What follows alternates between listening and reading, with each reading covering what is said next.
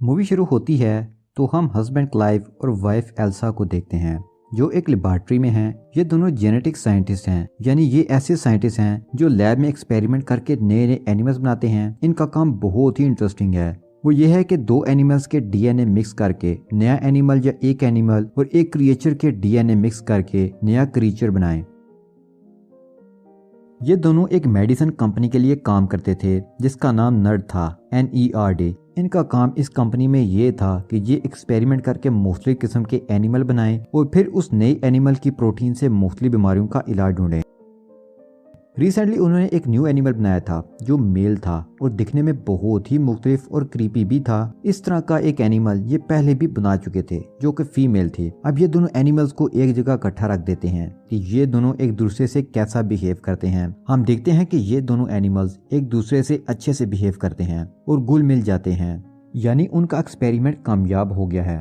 फिर वो अपनी कंपनी की बॉस के पास जाते हैं और इस प्रोजेक्ट के बारे में बताते हैं कि किस तरह उन्होंने बहुत सारे एनिमल्स के डीएनए को मिलाकर ये क्रिएचर बनाया है और इन क्रिएचर की प्रोटीन की मदद से वो मुख्तलिफ बीमारियों की मेडिसिन बना सकते हैं। और ये आइडिया भी शेयर करते हैं कि इस डीएनए को इंसानी डीएनए के साथ मिलाकर वो एक अलग किस्म की ब्रीड भी बना सकते हैं। इस तरह हम बहुत सी बीमारियों की मेडिसिन भी बना सकेंगे। ये सुनकर उनकी बात उन्हें बताती है कि इस प्रोजेक्ट से कंपनी बहुत खुश है, लेकिन नए प्रोजेक्ट की कंपनी अभी परमिशन नहीं दे सकती। इन जानवरों की प्रोटीन से कंपनी नई मेडिसिन बनाना शुरू कर देगी, इसलिए हम अब नए प्रोजेक्ट को छोड़कर इस प्रोजेक्ट पर काम जारी रखेंगे और आप अब इसकी प्रोटीन से मेडिसिन बनाना शुरू कर दें। क्लाइव और एल्सा कहते हैं कि क्या हम नए प्रोजेक्ट पर काम नहीं करेंगे?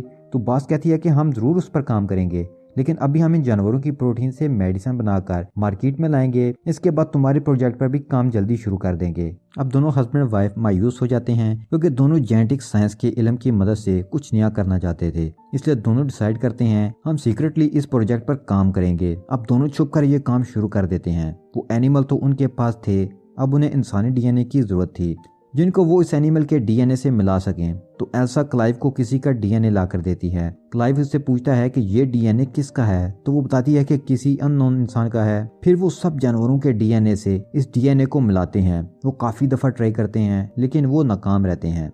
अब एल्सा एक और डीएनए ले आती है और कहती है कि ये डीएनए अच्छा है। अब दोनों उस पर काम शुरू कर देते हैं और दिन रात काम करते हैं। अब वो देखते हैं कि उनका एक्सपेरिमेंट कामयाब होता नजर आ रहा है। इंसानी डीएनए जानवर के डीएनए से मिल रहा है और उनको यूनिक डीएनए मिल जाता है जो इंसान और जानवर के डीएनए से मिलकर बना था। क्लाइव कहता है कि ये करना इलीगल है, इसलिए उसे आगे बढ़ाना नहीं चाहिए, लेकिन एल्सा इस एक्सपेरिमेंट को आगे बढ़ाकर रिजल्ट देखना चाहती थी। फिर वो इस डीएनए को लेकर एक रूम में जाते हैं जहाँ एक मशीन है। इस मशीन में कोई भी डीएनए डालने से वो बढ़ना शुरू हो जाता है और बढ़कर किसी जिंदगी की शक्ल इख्तियार करता है।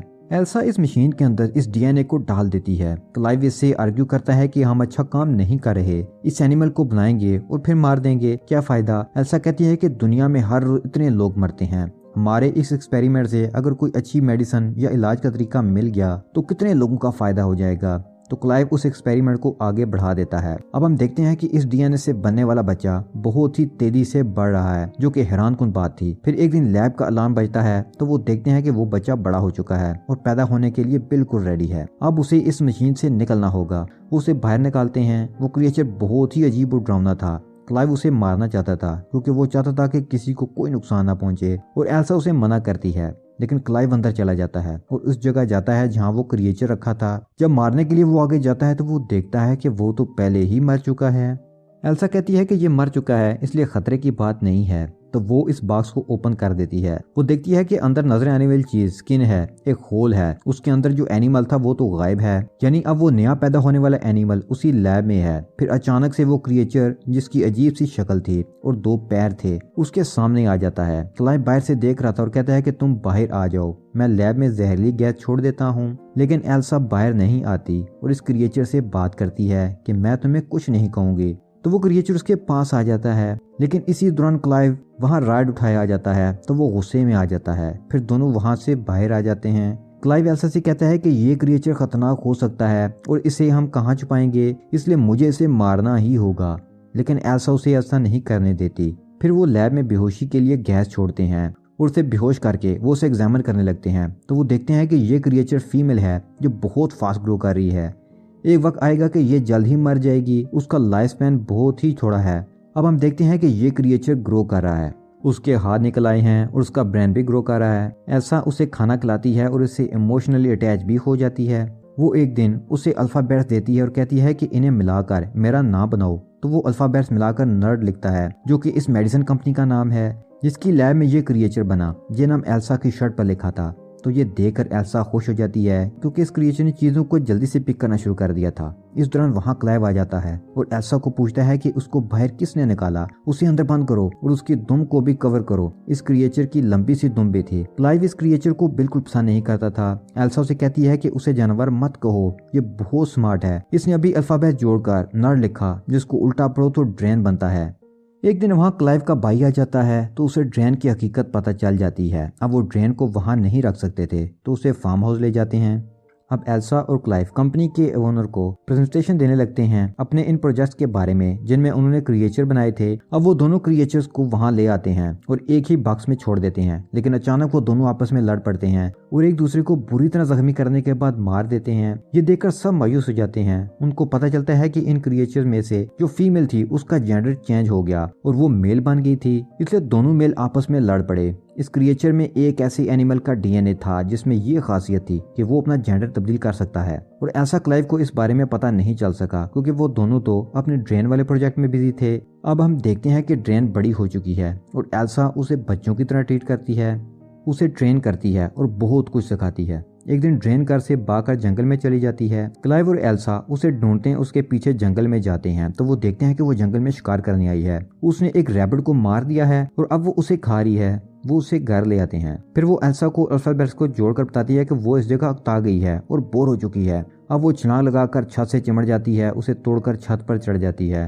एल्सा और क्लाइव भी उसके पीछे जाते हैं और देखते हैं कि एल्सा के तो विंग्स निकल आए हैं, वो उड़ने वाली होती है। तो क्लाइव उसे कहता है कि तुम ना जाओ, रुक जाओ, हम तुमसे बहुत प्यार करते हैं। तो ड्रेन के विंग्स वापस बॉडी में चले जाते हैं। अब ड्रेन का दिमाग तेजी से डेवलप हो रहा है, वो चीजों को समझने लगती है। एक दिन एल्सा देखती है कि ड्रेन एक बिल्ली के साथ खेल रही है तो वो उसे बिल्ली ले लेती है, कहीं वो उसे मार ना डाले। फिर हम देखते हैं कि ड्रेन को क्लाइव अच्छा लगने लगा था, जिससे क्लाइव को पता चल जाता है कि जो डीएनए एल्सा लाई थी वो एल्सा का अपना डीएनए था। क्लाइव उसे नाराज होता है, कहता है कि तुम्हें ऐसा नहीं करना चाहिए था और मुझे बताना भी चाहिए था। अब ड्रेन के लिए एल्सा का प्यार कम होता जा रहा था। अब वो ड्रेन को बिल्ली दे देती है तो ड्रेन अपनी दुम से एक नुकीला डंग निकालती है और बिल्ली के गले में मारकर उसे मार देती है। एल्सा उसे इस सर्कल पर थप्पड़ मारती है तो ड्रेन वापस गुस्सा करती है। अब वो उसके ऊपर चढ़कर बैठ जाती है। फिर एल्सा के गले से एक चाबी लेकर डोर खोलकर बाहर चली जाती है। अब ड्रेन अजीब बिहेव करती है और अब वो ड्रेन के मुख्तलिफ रूप देखते हैं। फिर हम देखते हैं कि एल्सा वो मेडिसिन बनाने में कामयाब हो चुकी थी जिसकी जिम्मेदारी उसकी कंपनी ने उसे दी थी। फिर क्लाइव सीसीटीवी से देखता है कि ड्रेन पानी में है। ड्रेन अब उसे भी अच्छी लगने लगी थी। वो लैपटॉप स्क्रीन पर उसे देख रहा होता है। वो स्क्रीन पर हाथ लगाता है तो उधर से ड्रेन भी कैमरा पर हाथ लगाती है, जैसे कि वो भी देख रही हो कि क्लाइव देख रहा है। ये देखकर क्लाइव घबरा जाता है। अब हम देखते हैं कि क्लाइव फार्म हाउस में उस जगह पर आया है जहाँ ड्रेन है। वो यहाँ अकेला आया था और एल्सा के बगैर था। वो ड्रेन को आवाज देता है लेकिन वो नहीं आती। फिर वो देखता है कि ड्रेन पर फिलाई उसके पीछे खड़ी है। ड्रेन उसे बताती है कि वो उसे पसंद करती है। क्लाइव उसे समझाता है कि ये ठीक नहीं है, लेकिन क्लाइव भी उसे पसंद करता है, इसलिए वो फीलिंग्स पर कंट्रोल नहीं रख पाते। इसी दौरान वहाँ एल्सा आ जाती है। जब वो इन दोनों को इकट्ठा देखती है तो वो बहुत दुखी हो जाती है और वहाँ से चली जाती है। अब एल्सा ड्रेन की दुम पर जो डंग लगा होता है उसको काट देती है। अब दोनों को एहसास होता है कि उन्हें ड्रेन को बनाकर कितनी बड़ी गलती कर दी। एल्सा बताती है कि जो प्रोटीन कंपनी को चाहिए वो बना चुकी है और वो ड्रेन के अंदर बहुत ज्यादा है। दोनों फैसला करते हैं कि वो ड्रेन को मार देंगे। जब वो ड्रेन के पास जाते हैं तो वो देखते हैं कि ड्रेन तो ऑलरेडी मरने वाली है और फिर वो मर जाती है। उसका लाइफ साइकिल ही थोड़ा था। उसके मरने के बाद उसे दफन कर देते हैं। फिर वहाँ क्लाइव का भाई अपने एक एम्प्लॉय के साथ आता है। वो कहता है कि मैं जानता हूँ कि तुम लोगों ने एक क्रिएचर बनाया है जो इंसानों जैसा दिखता है, क्योंकि जो प्रोटीन तुमने कंपनी को दी है उसमें इंसानी डीएनए है, इसलिए इस क्रिएचर को मैं देखना चाहता हूँ जो तुमने बनाया है। वो कहते हैं कि वो क्रिएचर तो मर चुकी है और हम उसे दफन भी कर चुके हैं। अब उन्हें जोर की चीखों की आवाज आ रही थी और ये आवाजें उस तरफ से थीं जहां उन्होंने ड्रेन को दफन किया था। वो सब उस तरफ भाग कर जाते हैं और वहां पहुंचकर देखते हैं कि ड्रेन वहां नहीं है, वो छत पर खड़ी हुई थी, यानी वो दोबारा से जिंदा हो गई है। इस बार वो मुख्तलिफ लग रही है, बहुत ताकतवर और खौफनाक भी। उसके विंग्स भी बाहर आ गए हैं और उसकी दुम भी रिग्रो हो चुकी है। ट्रेन उन पर हमला कर देती है और क्लाइव के भाई और उसकी कुलीग को मार देती है। इसी दौरान क्लाइव भी बेहोश होने लगता है। ड्रेन एल्सा पर अटैक कर देता है और इसको नीचे गिरा देता है। ड्रेन अब मेल बन चुका है क्योंकि उसमें उस क्रिएचर का डीएनए भी था जो अपना जेंडर चेंज कर सकता था। इससे पहले कि वो एल्सा को नुकसान पहुंचाता, क्लाइव पीछे से आकर ड्रेन की कमर पर लकड़ी घुसाकर उसे इंजर्ड कर देता है, लेकिन ड्रेन वो लकड़ी निकालकर क्लाइव पर अटैक कर देती है। एल्सा पीछे से उसे पत्थर मारती है और वो गिर जाती है। वो दोबारा से उसे पत्थर मारने लगती है कि वो मर जाए, लेकिन वो रुक जाती है और सोचने लगती है कि हमने इसे अपने हाथों से बनाया और अब हम उसे खुद ही मारने लगते हैं। ड्रेन को मौका मिल जाता है और वो क्लाइव को अपने ढंग से मार देती है। अब एल्सा पत्थर मारकर ड्रेन को मार देती है। अगले सीन में हम एल्सा और उसकी बास को देखते हैं। यहाँ हमें पता चलता है कि एल्सा माँ बनने वाली है और ये बेबी ड्रेन का है। बास उसे बताती है कि जो प्रोटीन तुमने हमें दिया उससे कंपनी को बहुत फायदा हुआ, इसलिए हम ये प्रोजेक्ट आगे बढ़ाना चाहते हैं और इस रिसर्च को एल्सा के होने वाले बच्चे की मदद से ही आगे बढ़ाया जा सकता था। एल्सा ने अपने और हस्बैंड की जान रिस्क पर रखकर ये काम किया था, इसलिए कंपनी उसे अच्छी खासी अमाउंट देती है। एल्सा चूंकि जेनेटिक साइंटिस्ट है इसलिए वो अपने काम से बहुत लगाव रखती है, इसलिए ना चाहते हुए भी वो इस प्रोजेक्ट के लिए राजी हो जाती है और यहीं ये मूवी खत्म हो जाती है।